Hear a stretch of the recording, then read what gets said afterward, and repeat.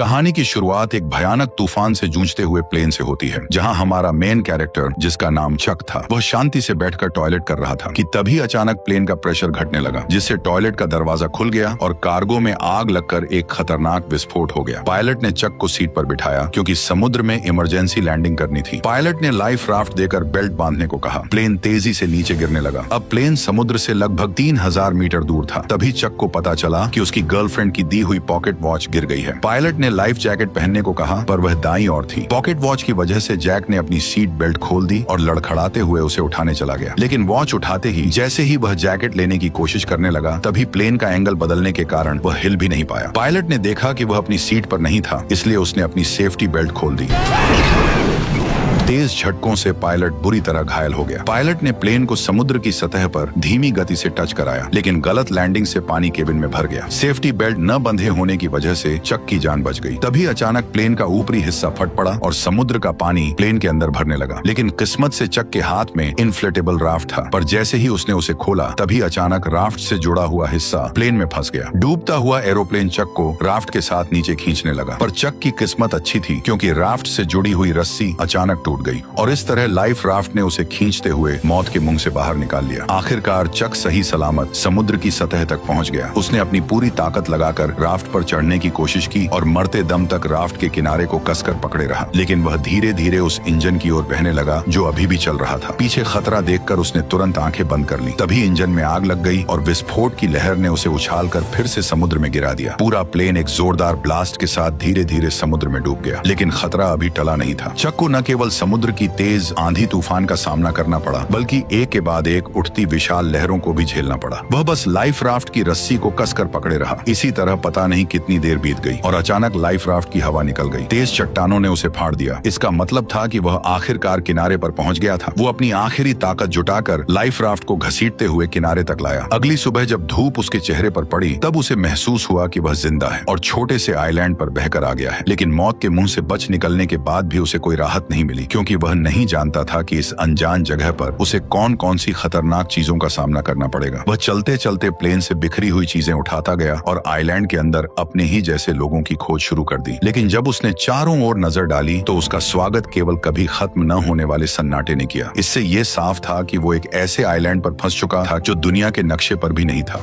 कोई है यहाँ फंसकर मर न जाए, इसलिए उसने खुद को बचाने के लिए तरह तरह के उपाय सोचने शुरू कर दिए। लेकिन इस समय उसके पास समुद्र तट पर हेल्प का निशान लिखने के अलावा कोई कारगर तरीका नहीं था। जल्दी ही रात का अंधेरा छा गया और वह अब भी उम्मीद कर रहा था कि कोई गुजरती हुई नाव उसे देख ले। लेकिन जैसे जैसे रात होती गई, उसकी उम्मीदें भी धीरे धीरे चारों ओर के सन्नाटे की वजह से डर में बदलती गईं। वह जंगल के बेहद खतरनाक जीवों की आवाज सुनकर लगातार डर से कांपता रहा। अगले दिन उसने इकट्ठा की गई चीजों से एक काम चलाओ रेस्टिंग प्लेस बनाया और प्लेन से निकले सामान की जांच शुरू कर दी। अब उसके पास उसकी गर्लफ्रेंड द्वारा दी गई एक पॉकेट वॉच के अलावा और कुछ भी काम का नहीं बचा था। अपनी गर्लफ्रेंड के साथ बिताए पलों को सोचते हुए उसे इस प्लेन में आने का और भी ज्यादा पछतावा हुआ। दरअसल केली के बिजनेस ट्रिप पर जाने से पहले उसने चक को एक पॉकेट वॉच दी थी, ताकि क्रिसमस पर लौटते ही दोनों एक दूसरे से शादी कर लें। लेकिन एक अचानक हुई विमान दुर्घटना ने इस शादी को यहीं पर रोक दिया। जब उसके सभी फैमिली मेंबर यह मान चुके थे कि चक इस हादसे में मारा गया है, तब भी वह जिद के साथ जिंदा रहा। लेकिन इस सुनसान आइलैंड पर खाना पीना बहुत बड़ी मुसीबत बन गया था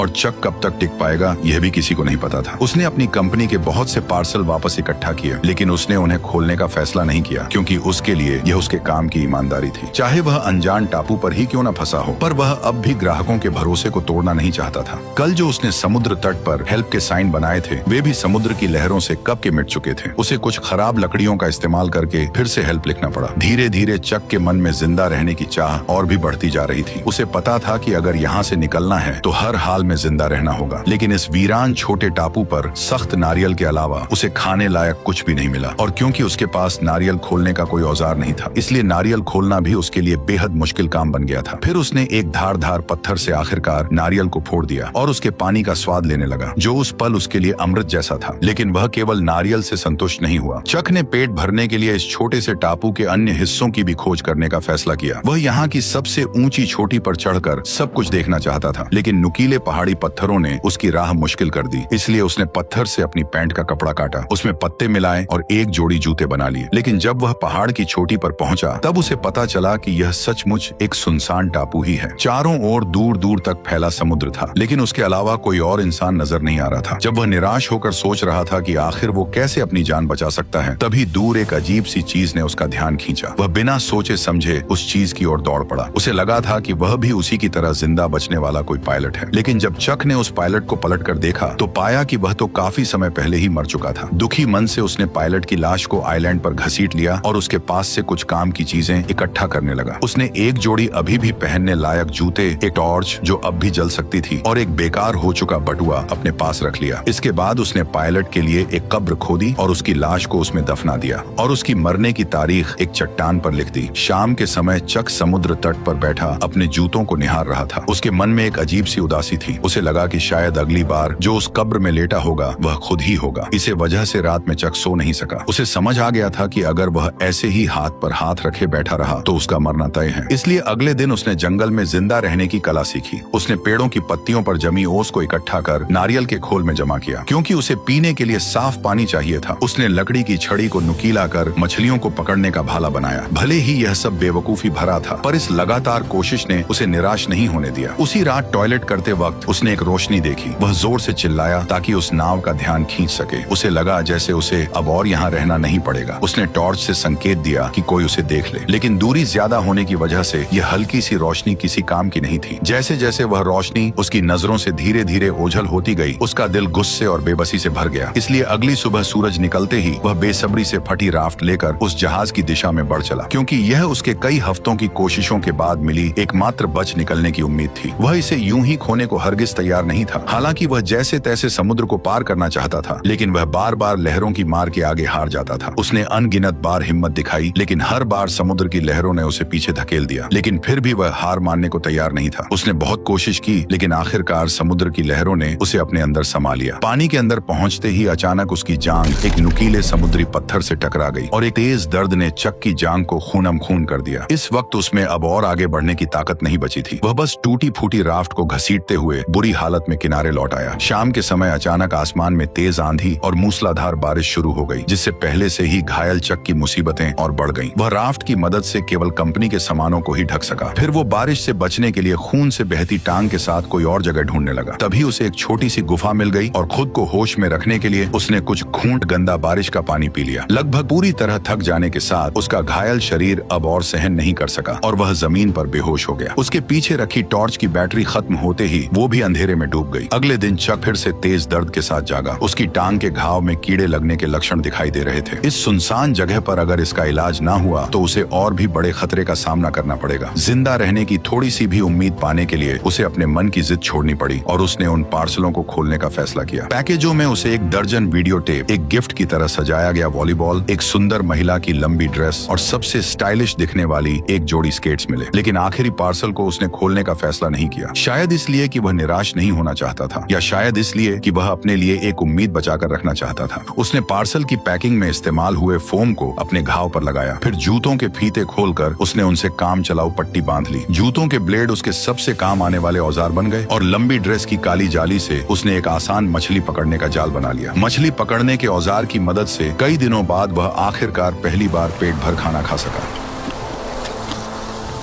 कच्चा खाना निगलना मुश्किल ना हो, इसके लिए चक ने लकड़ी रगड़कर आग जलाने का फैसला किया। लेकिन भले ही उसने सुबह से लेकर शाम तक और फिर शाम से लेकर अगली सुबह तक लगातार कोशिश की, पर फिर भी उसके मन में जो छोटी सी चिंगारी थी वह उसकी उम्मीद के मुताबिक आग नहीं बन सकी। जब उसके दोनों हाथ रगड़ते रगड़ते छिल गए तब उनसे ताजा खून बहने लगा, जिससे चक का गुस्सा फुट पड़ा।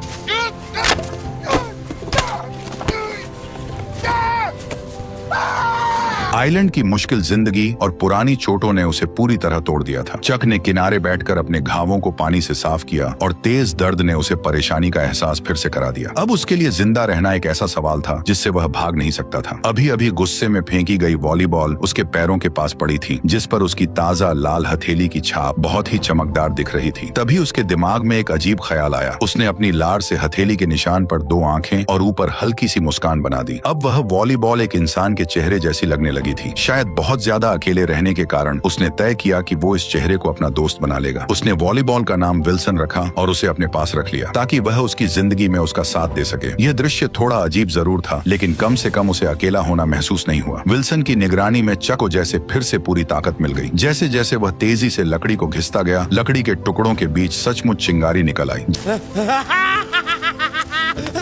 जलती आग को देखकर चक बहुत खुश हो गया, जैसे उसने कोई बड़ी जंग जीत ली हो। यह आग उसके लिए खाना पकाने की अच्छी स्कीम होने के साथ अपने यहाँ होने का सिग्नल भेजने की भी अच्छी जुगाड़ थी। रात में वह खाते हुए विल्सन से अपनी हालत पर बात करता है। उसकी कैलकुलेशन के हिसाब से वह अब लगभग 4000 मील से भी अधिक दूर निकल आया था। यानी अगर वह चाहे कि कोई उसे ढूंढ ले तो उसके मिलने की संभावना लगभग नामुमकिन थी। लेकिन अब चक के पास कोई रास्ता नहीं था। वह बस खुद को मजबूत कर जिंदा रहने की कोशिश करता रहा। कच्चा खाना खाने और गंदगी से उसके खराब दांत सूजकर इन्फेक्टेड हो गए। आखिरकार असहनीय दर्द के कारण उसने ठान लिया कि वह अपने दांत को निकाल देगा। उसने एक हाथ में स्केट वाली छुरी दांत पर टिकाई और दूसरे हाथ में पत्थर लिया। उसने सोचा कि लंबे दर्द से बेहतर है एक बार का दर्द। फिर उसने जोर से वार कर दिया।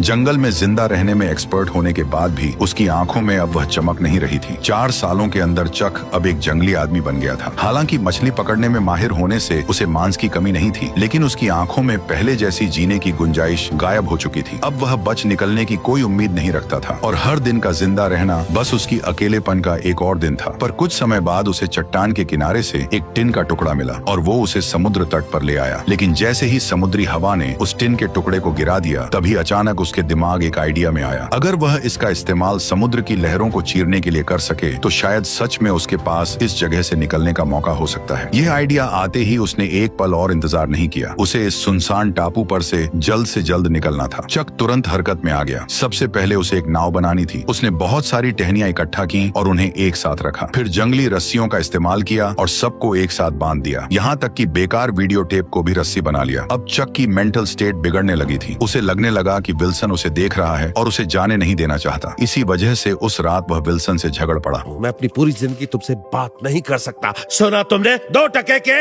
वॉलीबॉल। फिर उसने गुस्से में अपने 4 साल पुराने दोस्त को एक लात मारकर दूर फेंक दिया। लेकिन जब वह कुछ देर बाद शांत हुआ तो उसे अपने दोस्त विल्सन के लिए गहरा पछतावा हुआ। इसलिए वह रात के अंधेरे में विल्सन को ढूंढने निकल पड़ा और प्यार से उसके चेहरे पर फिर से रंग लगा दिया। हर दिन इसी तरह बीतता गया और चक की लकड़ी की नाव भी बनकर तैयार हो गई। उसने जाने के लिए सारी चीजें तैयार कर ली थी। अब बस सही दिशा की हवा का इंतजार था ताकि वह अपनी नाव को समुद्र में उतार सके। उसने अपने यहाँ फंसे होने का साइन भी छोड़ दिया था। उसने 10,500 से भी ज्यादा दिनों तक इस बेरहम टापू पर फंसे रहने का वर्ल्ड रिकॉर्ड बना दिया था। जब वह आखिरी अक्षर उकेर रहा था तभी अचानक हवा उस दिशा में चलने लगी जहाँ चक चाहता था। उसने एक्साइटेड होकर नाव को समुद्र की ओर धकेल दिया और फिर अपने पुराने दोस्त विल्सन के साथ जिंदगी खोजने की ओर निकल पड़ा। समुद्र की लहरें अब भी वैसी ही थी, लेकिन वे उसे घर लौटने से रोक नहीं सकी। झील की लहरों की तरह समुद्र की हर एक लहर लगभग उसे डुबो ही देती थी, लेकिन वो अपनी कोशिशों से लहर को चीरता चला गया। हर बार जब वह मौत के मुंह से बच निकलता तो उसके भीतर से बाहर निकलने की खुशी और भी बढ़ जाती। जब चक ने पीछे मुड़कर उस छोटे से टापू को देखा जिसने उसे 4 साल तक कैद रखा था, तब उस पल में चक के दिल में एक अजीब सी फीलिंग थी। अगर उसने इस कठिनाई का सामना करने की जिद न की होती तो शायद आज भी वह अकेलेपन से भरी जिंदगी जी रहा होता। हालांकि उसकी जंग अभी बस शुरू ही हुई थी। उसे पता नहीं था कि आगे जो खतरे उसका इंतजार कर रहे हैं वे उसके लिए सबसे घातक चुनौती साबित होंगे। ठीक उसी वक्त जब उसे लगा कि वह इसी तरह बहते बहते इंसानों की बस्ती तक पहुंच जाएगा, तभी एक और भीषण तूफान ने उसे झकझोर दिया। उस रात तेज बारिश में आंखें खोलना नामुमकिन था। वह नाव को पकड़े लहरों के बीच लाचार पड़ा रहा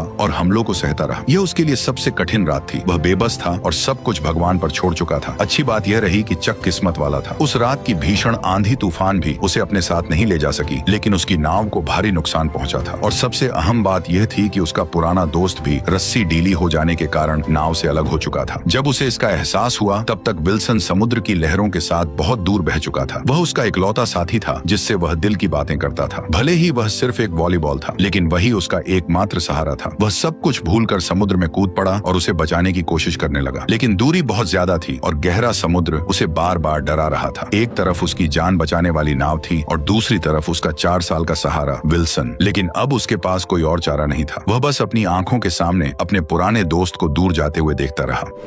विल्सन, मुझे माफ कर देना।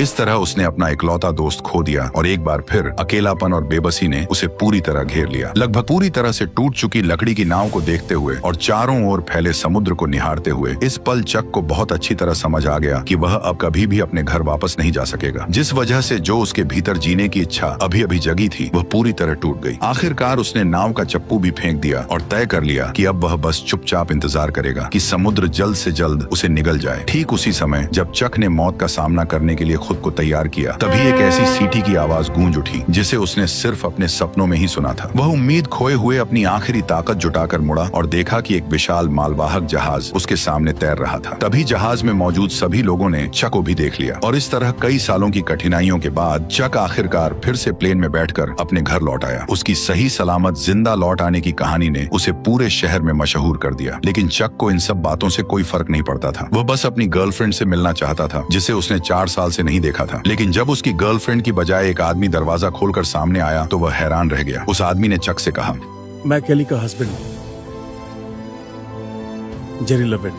तब उसे पता चला कि जिसे वह याद करता रहा वह अब शादीशुदा थी और एक बच्चे की मां बन चुकी थी। केली का हस्बैंड चक को शांत करते हुए अपनी पत्नी का बचाव कर रहा था। शायद तुम्हें उसे थोड़ा और वक्त देना चाहिए। इतना कहकर वह वहां से चला गया। केली को रोते देख चक को उसकी हालत समझ आ गई। वह समझ गया उसकी कोई गलती नहीं थी। चक भी शायद वही करता। उस रात कंपनी ने स्वागत में समुद्री जानवरों की दावत दी। मेज पर रखी स्वादिष्ट मछलियां और बड़े केकड़े देखकर उस पल चक ने कुछ अजीब महसूस किया। उसके मन में उस आइलैंड की यादें थीं, क्योंकि टापू पर उबाऊ लगने वाले केकड़े और मछलियां यहाँ लजीज खाना बन गई थीं। अगले दिन चक ने उस पार्सल को मंजिल तक पहुंचाया जिसे उसने टापू पर खोला नहीं था और एक थैंक्स लेटर भी दिया। उसने आभार जताया कि इसी पैकेज ने उसकी जान बचाई है। उस अजीब से पार्सल में क्या था जो इतने लंबे समय तक उसका साथी रहा, ये जानने के लिए उसने उसे कभी नहीं खोला। और इस तरह इस शानदार कहानी का अंत हो गया। तो अब तुम बताओ कि तुम्हें ये वीडियो कैसी लगी। अगर वीडियो पसंद आई हो तो मेरे चैनल पर जाकर और वीडियोस को भी जरूर चेक करो और कमेंट में बताओ कि अगली किस मूवी का एक्सप्लेनेशन देखना चाहते हो।